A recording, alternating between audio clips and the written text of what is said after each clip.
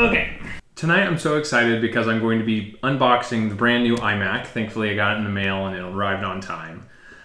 They are a little bit delayed along with my iPad Pro, which I should be getting in the next couple weeks. So keep an eye out for that. This is going to be a very high level unboxing and just first impressions of the new iMac.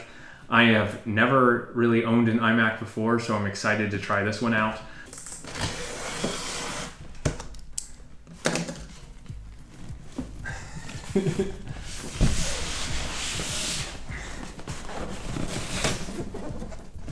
All right. Don't want to break anything. Okay, here we go. So I bought the blue model because I thought it was the most striking without being the kind of gaudy bright green and orange colors, but we'll have to see what it looks like.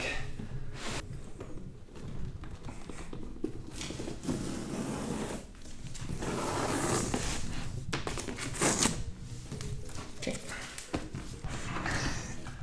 All right, there we go. This is just too big for my table. This is a big desk. Okay, wait, okay. It has directions for me. Okay. There we go. Okay, there we go. Delicately. Okay, here we go. All right. Put that right here. So I can't remember if the mouse and keyboard come standard. They do! I was worried that I didn't buy an extra mouse and keyboard and then I'd have to use something ugly to match with it. So here is this tiny little keyboard. Look at it. Okay, let's put it aside for now. We'll get into it. A bunch of cables to charge everything, and then I know that everyone hates on this mouse. I've honestly never seen it in real life before, other than maybe at an Apple store. Yeah, we'll have to see that for myself. Try that in a second. And then we'll probably have to get the power cable out.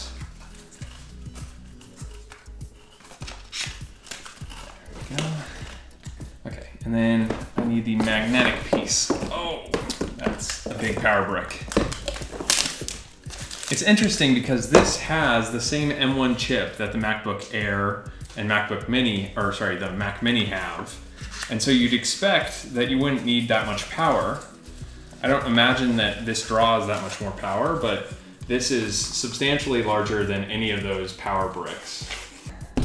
All right, quick look at the mouse and keyboard. So first of all, this keyboard is, I guess you could call it like, I think they call them 65%. They're the ones without the 10 keys, or it looks like you stole it right off of a MacBook. Actually, I've got my MacBook here. How the key size compares to the MacBook Air. Huh. It's pretty similar. It's kind of cute. Okay. And of course, it charges and connects via the Lightning port. It's Bluetooth, but I would love for it to have USB-C. And then we will, I don't need to really unbox the mouse. That's the mouse. I've never really used these extensively. Doesn't feel very comfortable, but it looks super sleek.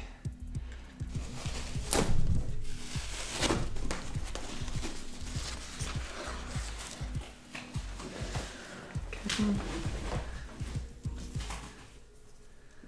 Hello.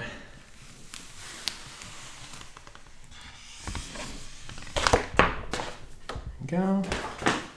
Let's put it around the back.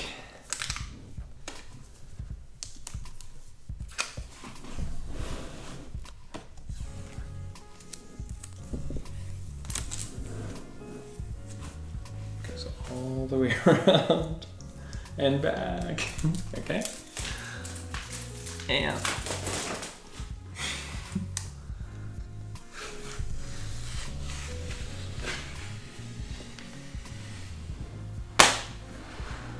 come on.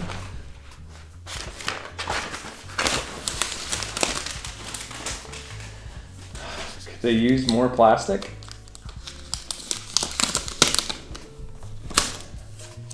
Ooh. Wow, okay, I love that color blue.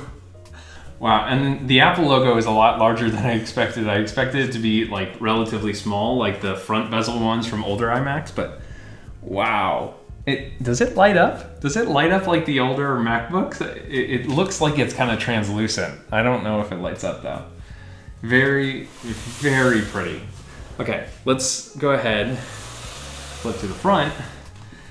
And there are those white bezels that everyone's been talking about. So in person, I don't think it's that big of a deal. I don't mind the white bezels too much, but one thing that I have noticed about this, if you go along the edge here, along the edge you can see that the white bezels actually kind of jut out from the screen. The whole screen sits on top of the metal frame.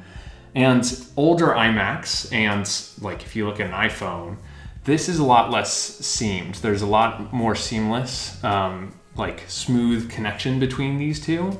And so for some reason, it just strikes me as a little bit cheaper looking. So this is interesting. So these use the new version, a new version of MagSafe. I guess you could call this MagSafe 3.0 because you've got the first generation that were on the iMacs, or sorry, on MacBooks. Wait, is it magnetic? I don't... Can you see in there? Like, okay, maybe it's directional? I guess when I saw, okay, there we go. Okay, that is tougher than I expected, but now it doesn't seem to be easily coming out, which is a good thing. So I guess first generation MagSafe was in MacBooks, and then second generation on iPhones, and that's why I call this one third generation. Let's put this to the side here. There we go. Okay, so it's plugged in. Now let's turn on the power button. Ooh, that bass. Very bassy compared to the little tings of MacBooks.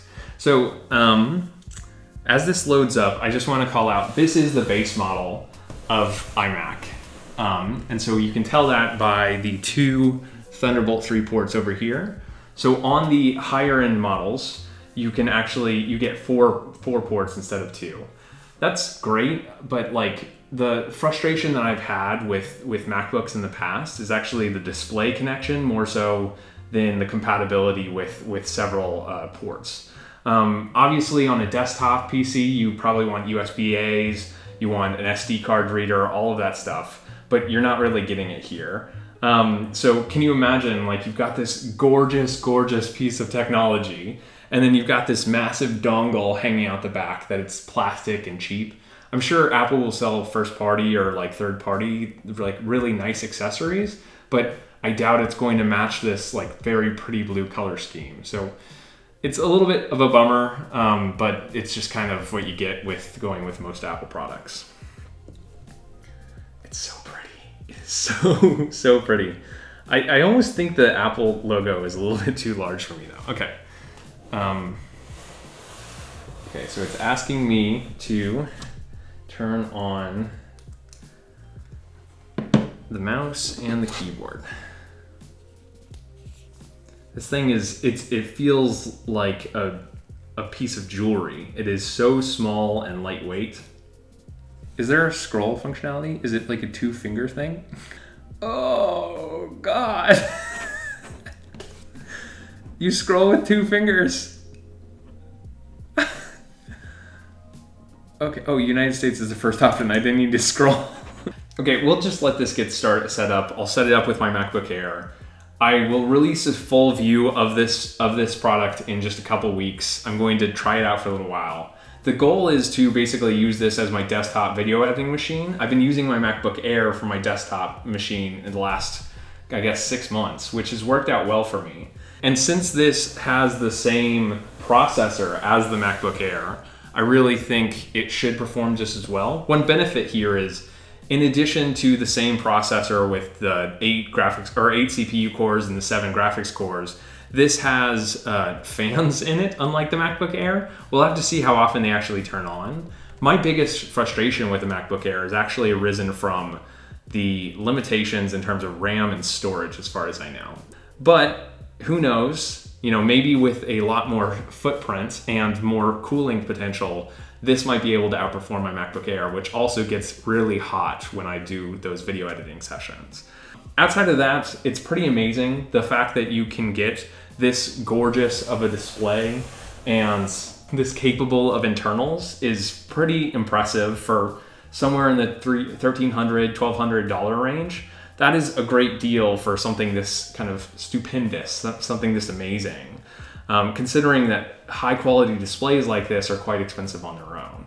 Now, I'm personally very excited to see what Apple has with their higher end coming hopefully later this year with the potential Mac Pro and the MacBook Pro, but we'll have to see what happens there. In the next couple weeks, I'll give you all an update on what I think about this. It's not just the reviews come in, I've got some other great, like big plans for this. So keep an eye out on the channel, subscribe if you aren't already, and I'll catch you in the next one. See you later.